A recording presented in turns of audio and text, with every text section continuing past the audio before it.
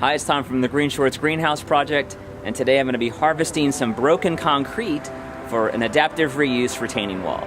Stay tuned. Right now the city is doing a sidewalk rehab project in which they're taking out a lot of the old broken sidewalk and replacing it with new, wider sidewalk with a nice brick accent.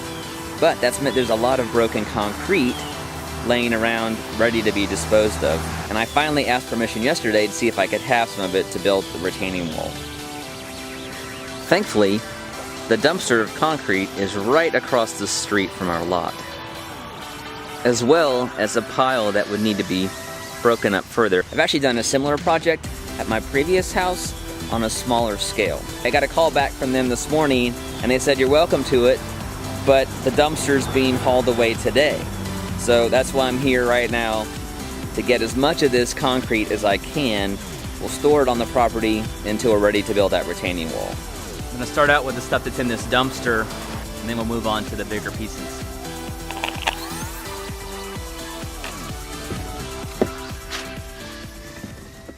This is the ideal building block in my mind. Something that's smaller like this, has some nice rough edges, and not too much texture on the bottom.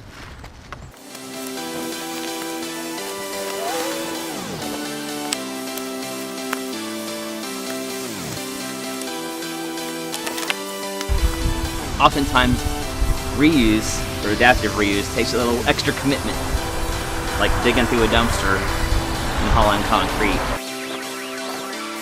You kinda gotta also not care about what people think. That applies to a lot of things in life. Now, a piece this size is probably gonna be too big for me to manage, but that's why I brought my sledge, so I can actually break this into two pieces. Safety first. Of course, it really depends on the PSI in this concrete as to whether or not I'm gonna be able to break it. So I won't try too much longer to see if I can make that happen.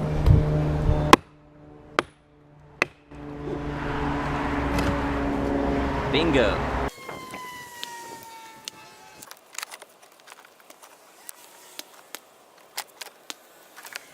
All right, I've got enough out of the dumpster now that I've got a load. I'm gonna try and put it in my trailer and see if I can't get up the lot in four-wheel drive. It's actually pretty wet. It's been raining here for about 3 weeks.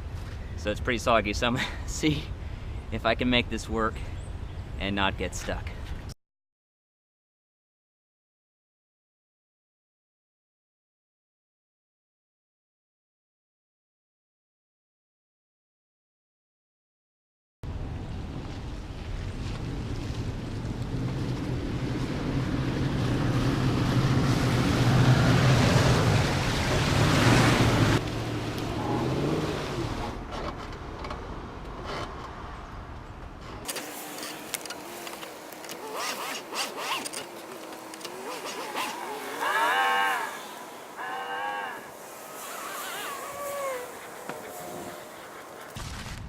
That ain't happening.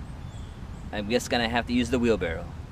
You may be able to tell by the slope of the lot behind us that to get a house on this, we're gonna have to do a bit of grading. But we want to move the land as little as possible, especially because we want to protect this large oak tree that is a central feature on this lot.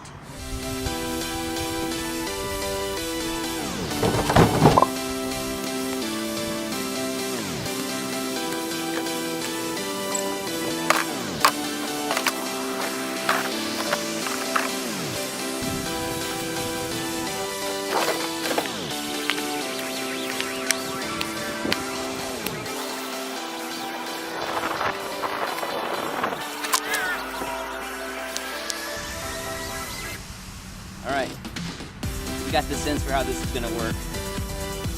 Now I got to repeat this steps about 20 times. And I'm probably still not going to have enough for the wall. However, the more I can get now, the better. I just have to rest my back for a couple days.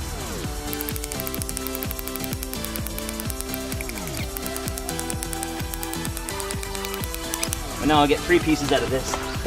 That's okay.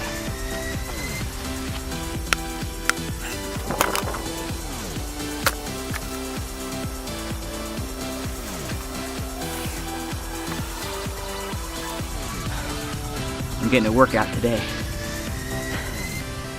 but it's worth it. This is my energy going into the transportation of this material instead of diesel or gasoline, and that does my heart good. It just means I'll need a big lunch. It's a lot more work getting him out of this dumpster, and I've got a huge pile over there that's already on the ground, even though it needs to be broken up. But I want to get this one last piece here. I'll get about 6 or 7 pieces of wall out of this and keep this from being transported away. Let's break this bad boy up. Then I'll get whatever little pieces I can get underneath it, and then move on to the other pile.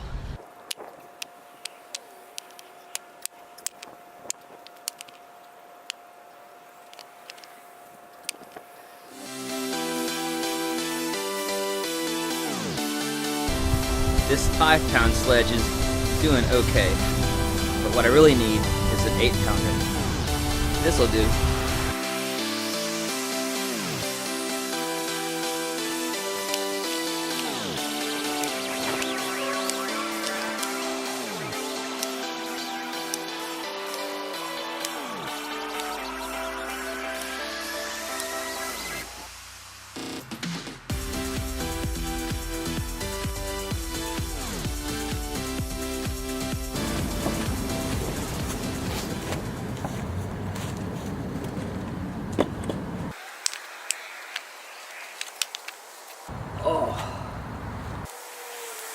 I got a few more loads to get, but I'm losing light, so I wanted to wrap this up. I've got a pretty good stack here, 3 wide, of all these pieces. I have no idea how much it weighs, but it's probably about 1/3 of the material I'm gonna need for my wall. And that's a guess. I put about 20 or so blocks over there, and I'm gonna do a small test section so that my wife can see how it looks, because she has to still give her approval for this idea. But the way I'm looking at it is if we can save $10,000 on material for a retaining wall, then I can have $10,000 more square footage or more other stuff in our house, or $10,000 less mortgage. So I do a quick video as I build that little section of wall so you can see how it goes together and how it might look. Now I think that when this stuff weathers, it's gonna look like limestone.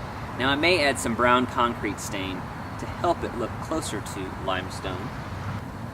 I much prefer the split cut face of this broken concrete to, say, a manufactured stone or fake rock looking material that a lot of retaining walls are built out of. The other option, of course, is natural stone, but that's going to be really expensive. And I love the fact that this is a adaptive reuse material, and so that sort of does my heart good. It fits my mission here at GreenShortz. And the fact that it was sitting right across the street, well, that was awesome too. Adaptive reuse. That's one thing that makes a greenhouse green. Please stay tuned as this project unfolds. It's going to take us about a year to build this house. We're putting a lot of videos like this on this channel. And as we get into the products in our home too, we'll be looking at stuff like solar, rainwater harvesting, UV lighting, different ways that we can be energy efficient. So stay tuned, and we'll give you lots of interesting content about what makes a greenhouse green. Thanks for watching. Thanks for watching. Please like and share, and subscribe for new videos weekly. The GreenShortz Greenhouse, uncovering what makes a greenhouse green. Oh, I'm getting old. Back to work. Oh.